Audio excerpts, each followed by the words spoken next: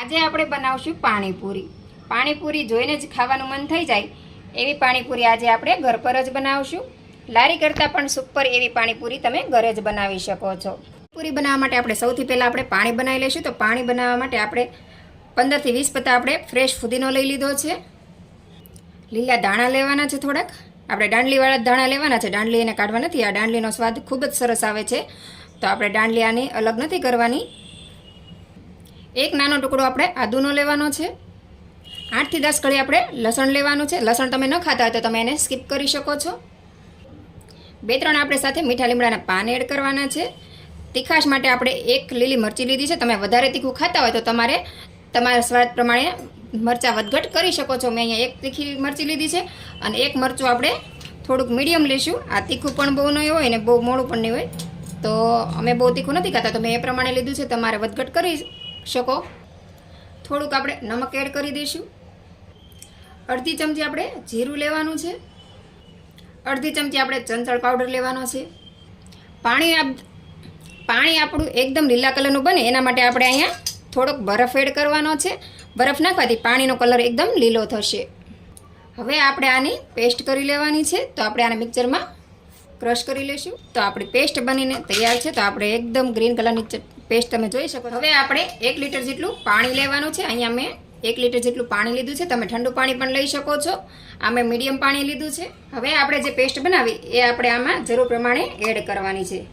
તમારે જેટલી જરૂર હોય એટલી જ આપણે આમાં એડ કરવાની છે અને સરસ રીતે મિક્સ કરી લેવાનું છે. તમે જોઈ શકો છો પાણીનો કલર એકદમ આપણે ગ્રીન થઈ ગયો છે. હવે આપણે આમાં 2 થી 3 ચમચી જેટલી જલજીરા એડ કરવાની છે. આપણી પાસે જલજીરાની નાની પડીકી છે તો આપણે એને 3 એડ કરવાની છે. તમારી પાસે મોટી હોય તો તમે 1 મોટી ચમચી આમાં જલજીરા એડ કરવાની છે. તો આપણે 3 ચમચી જેટલું આપણે જલજીરા એડ કરી દીધી છે. નાની ચમચી છે. આપણે 3 જલજીરાની પડીકી નાખી છે. આવડી નાની પડીકી છે. અને હવે આપણે આને સરસ રીતે મિક્સ કરી દઈશું. તમે જલજીરા નાખશો એટલે તમારે લીંબુને એવું નાખવાની જરૂર નહીં પડે. હવે આપણે આમાં સ્વાદ પ્રમાણે નમક એડ કરશું. થોડુંક ધાણા જીરું પાવડર એડ કરવાનો છે અને સરસ રીતે આપણે આને મિક્સ કરી લેવાનું છે. થોડા ગાર્નિશિંગ માટે આપણે લીલા ધાણા એડ કરી દઈશું. અને હવે આપણે આ પાણીને ફ્રીજમાં ઠંડુ કરવા માટે મૂકી દઈશું. હવે આપણે બટેટાનો મસાલો કરી લઈશું. તો એના માટે મેં અહીંયા 500 ગ્રામ જેટલા બટેટા બાફીને લઈ લીધા છે અને બટેટા મેં બાફીને ઠંડા કરવા માટે ફ્રીજમાં મૂકી દીધા હતા. તો ઠંડા બટેટા હોય તો તમને ખાવાની મજા આવે, તો આપણે ઠંડા કરીને લીધા છે આજે. ગરમ બટેટા કરતાં તમારે ઠંડા બટેટાની પાણીપુરી બનાવો તો ખૂબ સરસ ટેસ્ટ આવે છે. તમારી પાસે સમય હોય તો 1 કલાક પહેલાં જ તમારે બટેટા બાફી લેવા, અને સમય ન હોય તો થોડા ઠંડા કરીને આપણે ફ્રીજમાં રાખી દેવાના છે. આપણે આમાં સ્વાદ પ્રમાણે નમક એડ કરશું. અડધી ચમચી જેટલું લાલ મરચું પાવડર. થોડાક લીલા ધાણા એડ કરવાના છે. થોડોક આપણે આમાં સંચળ પાવડર એડ કરશું. સંચળ પાવડર નાખવાથી આનો ટેસ્ટ ખૂબ સરસ આવે છે. સંચળ પાવડર ઓપ્શનલ છે, તમને ના પસંદ હોય તો તમે એને સ્કીપ પણ કરી શકો છો. 1 મોટી ડુંગળી આપણે ઝીણી સુધારીને લઈ લીધી છે, એ પણ આપણે આમાં એડ કરી દઈશું. તમે ડુંગળી ન ખાતા તો એને પણ તમે સ્કીપ કરી શકો છો. અને લાલ મરચું પણ તમે આમાં વધઘટ કરી શકો છો. તમે વધારે તીખું ખાવાનું પસંદ કરતા હોય તો તમારે લાલ મરચું વધારે નાખવાનું છે. અડધી ચમચી જે આપણે પેસ્ટ બનાવી એ લેવાની છે. આને પણ તમે વધઘટ કરી શકો છો. અમે બહુ તીખું નથી ખાતા એટલે હું મીડિયમ લઉં છું. તમારે વધારે તીખું ખાવું હોય તો એ પ્રમાણે તમે લઈ શકો છો. હવે આ બધો જ મસાલો આપણે હાથેથી મિક્સ કરી લેવાનો છે. તો બટેટાને આપણે સારી રીતે મેશ કરી લીધા છે. બહુ હાવ ચૂંદો નથી કરવાનો, આપણે અધકચરો દાને રાખવાનો છે. સાવ ચૂંદો કરી નાખશો તો તમને ખાવાની મજા ન આવે. પાણીપુરીવાળા પાસે પણ તમારે જોવાનું અધકચરો તે બટેટા મેશ કરેલા હોય છે, તો આપણે પણ એ પ્રમાણે જ કરવાનું છે. તો આપણો મસાલો પણ તૈયાર છે, પાણી પણ તૈયાર છે. તો હવે આપણે પાણીપુરી ભરીને તૈયાર કરી લઈએ. તમારી પાસે ચણા હોય તો તમે આમાં ચણા પણ એડ કરી શકો છો. મારી પાસે અત્યારે ચણા નથી એટલે મેં આમાં એડ નથી કર્યા. હવે આપણે અહીંયા 1 પ્લેટ પૂરી લઈ લીધી છે અને હવે આપણે પૂરીને સર્વ કરશું. તો એના માટે આપણે ગાર્નિશિંગ માટે સેવ લીધી છે, દાડમના દાણા લીધા છે અને ઝીણી સમારેલી ડુંગળી લીધી છે. તમારી પાસે ચણા હોય તો એ પણ તમે લઈ શકો છો. અને પાણી પણ આપણું સરસ મજાનું ઠંડુ થઈ ગયું છે, તો એને પણ આપણે સાઈડમાં રાખી દઈશું. તો હવે આપણે આ મસાલો જે બનાવ્યો છે એનાથી આપણે પૂરી ભરી લઈશું. તો આપણે પહેલાં આવી રીતે વચ્ચેથી પૂરી ફોડીને આપણે એમાં થોડોક બટેટાનો મસાલો ભરી દેવાનો છે. તો બધી જ પૂરીમાં આપણે આ રીતનો મસાલો ભરી લેવાનો છે. તો વચ્ચેથી આપણે આ રીતે પૂરી ફોડીને આપણે એમાં બટેટાનો વચ્ચે મસાલો ભરી દેવાનો છે. તો બધી જ પૂરી આપણે આ રીતે મસાલો ભરી લઈશું. મારી એક બીજી ચેનલ પણ છે બ્લોગની, તેનું નામ છે પ્રજ્ઞા કુક એન્ડ બ્લોગ. અને મારી બીજી કુકિંગની ચેનલ છે તેનું નામ છે પ્રજ્ઞા કુક એન્ડ બ્લોગ શોર્ટ્સ. તો મારી એક જ ચેનલમાં ત્રણેય ચેનલના નામ આવી જાય છે.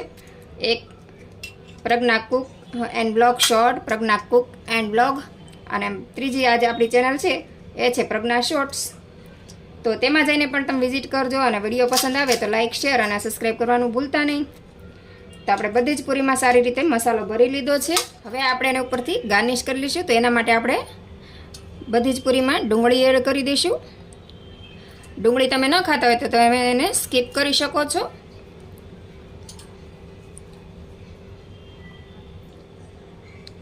અને હવે આપણે એમાં ઉપર દાડમના દાણા એડ કરી દઈશું. તમારી પાસે દાડમના દાણા ન હોય તો પણ એ ચાલે.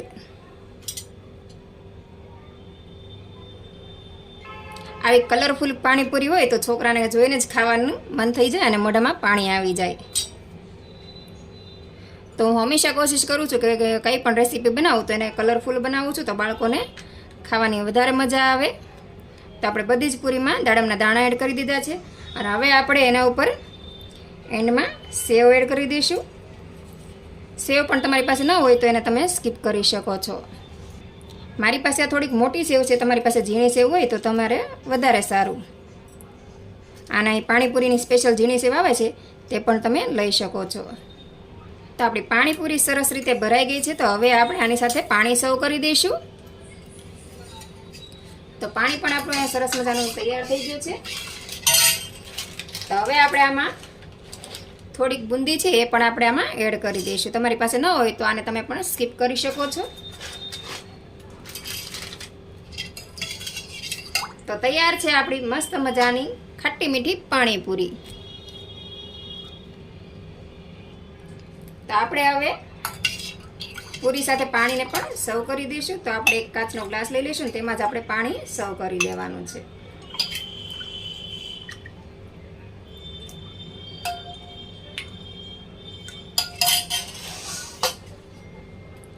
તો તૈયાર છે આપણી પાણીપુરી. અને મારી પાણીપુરીની રેસીપી કેવી લાગી તે મને કોમેન્ટ કરીને જરૂરથી બતાવજો. એવી લારી કરતાં પણ વધારે સરસ પાણીપુરી તો આપણે આવી રીતે આને ડીપ કરીને ખાવાની છે.